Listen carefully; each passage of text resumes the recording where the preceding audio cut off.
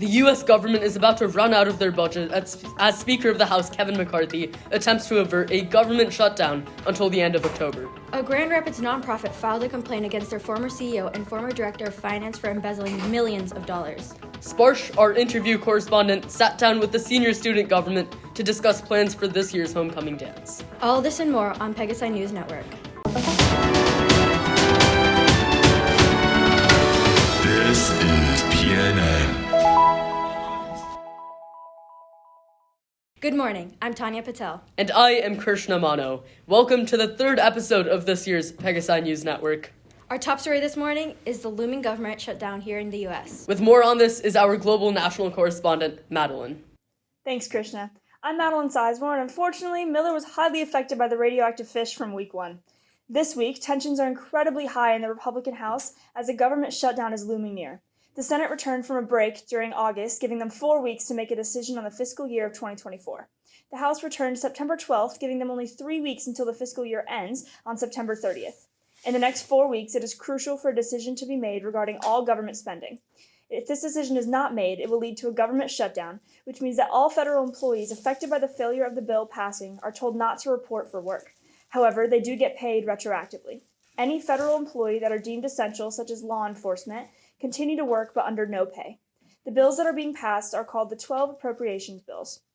Each of these bills pertain to different sections of the government and decide what their budget is for that year. If only some bills are passed, they can use the budget, but the denied sections unfortunately will not be receiving any funding, leading to a partial government shutdown.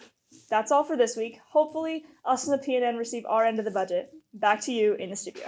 Good morning, I'm Evelyn Shea. And I'm Lia Lynn. United Auto Workers, or the UAW strike, kicked off at midnight on Saturday morning against the automakers Ford, General Motors, and Stellantis, with 9% of the UAW's nearly 150,000 union members walking off their jobs. On one side are the UAW members who say record corporate profits should yield a record contract. They are calling for 40% pay increase, pensions, cost of living adjustments, and quality of life improvements. The three main automakers, General Motors, Ford, and Stellantis, are on the opposing side and assert that they have historically large offers on the table while emphasizing that there are restrictions. Sean Fain, the UAW president, said, "We went backward roughly $10 an hour in wages over the last 6 years. The UAW states that they have a long way to go and will escalate the action if companies do not begin respecting demands of UAW workers." So far, however, this strike is also having a negative impact on the workers, as automakers are asking non-striking workers to not show up to work. Ford told 600 workers not to report to work at its Michigan Assembly Plant's body construction department, and General Motors warned that 2,000 workers are expected to be out of work at its Fairfax Assembly Plant in Kansas. Companies in the area are also potentially laying off workers due to the strike, including ABC Technologies and Lax Enterprises. Normally, companies give partial pay to workers when they are laid off. However, because it is a strike, the companies say there is no compensation. Thank you guys, but for now, it's that time of the show. You know it is. It's time for the rundown.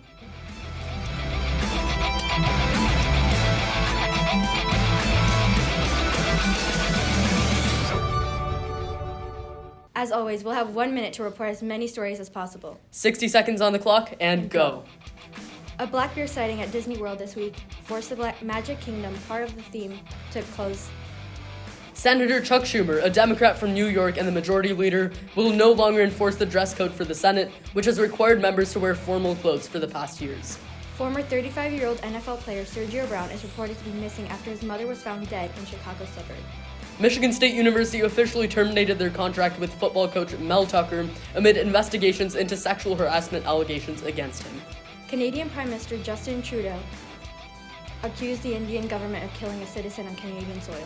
Israeli Prime Minister Benjamin Netanyahu met with Elon Musk, the owner of X, formerly Twitter, in California, to discuss anti-Semitism, Israel's judicial crisis, and artificial intelligence. Our prize is currently going on in downtown Grand Rapids. Be sure to check it out to get the chance. Homecoming tickets are now on sale for $10 and will be $15 at the door. The dance will take place in city's lower gym. Hey guys, I had a whole intro planned. It involved me in like a southern accent and a cowboy hat, but you know, it is like 10 p.m. and I'm super lazy and I don't want to do that right now. So yeah, this is my interview with Sabina Lobo of the Class of 2024 Student Council. Thank you. So, homecoming is on the 29th. Tell us a bit about it. Like, what's the deal with homecoming? So the theme is Wild Wild West, and the dance will be held on Friday, September 29th in the lower gym from 6 to 9 p.m. So our tickets start to go on sale Monday the 18th, and we'll keep going on sale for the rest of the week. So the theme is Western theme. Tell us about the inspiration behind that. Like, why Western? You know, we really didn't have any ideas. We were contacted and told at the end there, you guys need a theme. And we were looking through some of the really cool themes that we saw, and we thought that Wild West would be a really fun one, and we could make it a little bit more glam. Nice. Right, well, thank you. Of course. Thank you so much, Farsh. Good morning, everybody. I'm Ari Ostro, And I'm Krishna Mano. and this is the sports report with the Ostro brothers. Oh wait, no, I shouldn't be Yeah, here. no, Should you I? shouldn't. No, you shouldn't. Should be Sam. It should be. You know what? That's okay. We'll wing it this week. Yeah, we will. Today, we will be covering the past week of football around the country. This week was week 2 for the NFL and week 3 on the college level. Looking at the NFL, the Detroit Lions lost 37-31 to the Seattle Seahawks. Lions quarterback Jared Goff had 323 yards and 3 touchdowns. Seattle quarterback Geno Smith had 328 yards with 2 touchdown passes. This moves both teams to 1-1. On Monday night, we had a great rivalry matchup between the Pittsburgh Steelers and the Cleveland Browns. It was a close game the whole way through, with a fluky first half. The Steelers' strong defense led Pittsburgh to a 26-22 win. Taking a look at college football, Michigan State faced off against number 8 Washington, while Michigan played against Bowling Green. Taking a look at East Lansing, Washington soundly destroyed the Spartans 41-7. Michael Penix Jr. solidified himself amongst the top tier of college quarterbacks. Moving 50 miles west, we find ourselves at the Big House, where number 2 ranked Michigan took on Bowling Green from the Mid-American Conference. Michigan had their worst performance to date on Saturday night. Bowling Green kept the game close in the first half, when the score going into halftime was 14-6. But the Michigan Wolverines put up 17 unanswered points in the second half to win 31-6 under the lights. This brings Michigan to 3-0, with Rutgers next week on the schedule. The Associated Press ranked top 10 are as follows. Number 1, defending national champions Georgia. Number 2, the home team Michigan. Number 3, Texas, led by projected first-rounder Quinn Ewers. Number 4, Florida State. And number 5, the USC Trojans.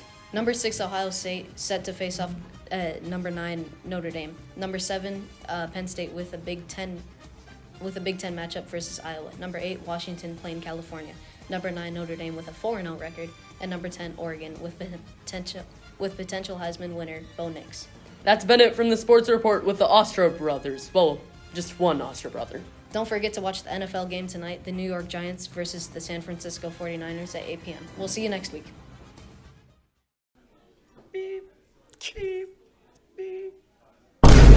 What's good, City? And welcome to the most important segment of PNN, the student voice. Today we'll be asking people would you rather questions.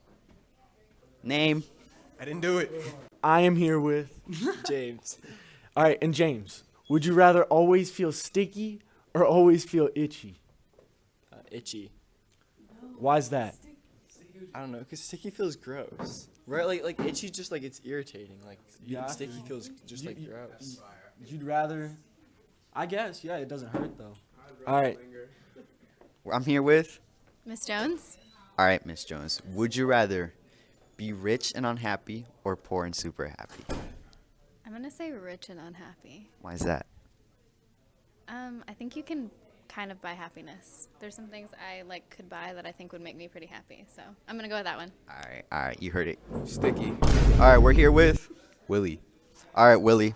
Would you rather break your arm or break your leg? Arm. Arm? Yeah. Why? I don't know. I use my legs too often. All right. Bad. All right, now, would you rather live in extreme cold or somewhere really, really hot? Somewhere really, really hot, because that's better, man. All right. That's good. Oh, I love the fall. Don't you, Efren? Everything's so nicely colored, and then it's like at that temperature where it's not too hot but not too cold. I mean, yeah, it's fine. It's not my favorite, though. Kind of more of a spring day.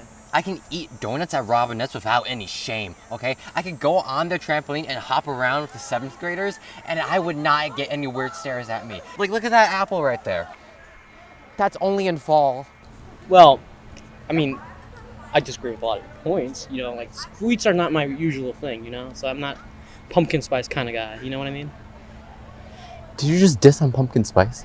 Look away. To me? Don't you say that ever again.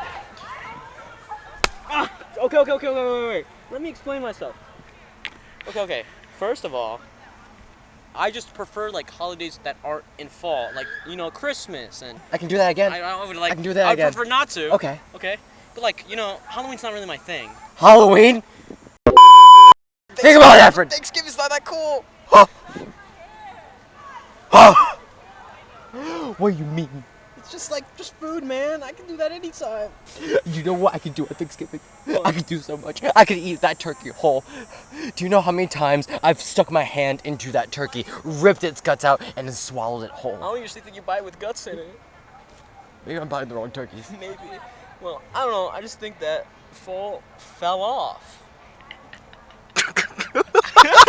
Thank you, Efren and Richard. Those stereotypes were so funny, I couldn't help but fall in love with them. And thank you all so much for joining us on this week's PNN. Make sure to follow us on Instagram for updates, discussions, and community engagement at Pegasi News Network. We will see you next week at the same time on the same projector. But until then, smile every chance you get.